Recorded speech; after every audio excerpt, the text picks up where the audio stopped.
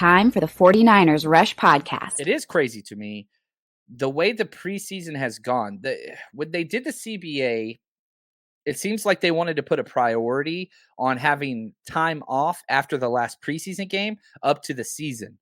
But they kind of went too far with it. And you could tell how perturbed Kyle Shanahan is in this clip. And yeah, I didn't realize how crazy my life's going to be over the next month.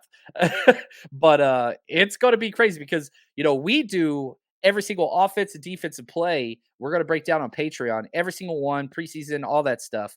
And it takes time. Well, guess what? We're going to have our work cut out for us. I mean, I play it out. I see where our team is going into that week, and I try to decide who I think needs some stuff, who doesn't.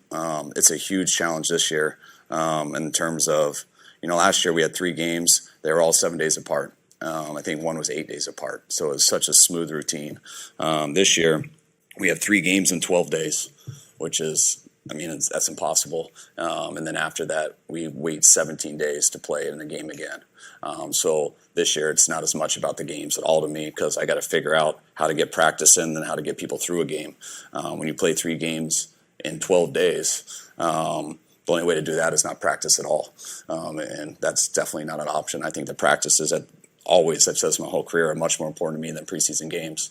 So it's going to be tough this year just because of how the schedule pans out. And you don't have a choice on that. It's just what you got to deal with. I've gone through with the players. That's why I feel like these first 2 weeks are so important before the Packers game, because once that Packers game happens, I think it's 2 days before we travel to Minnesota.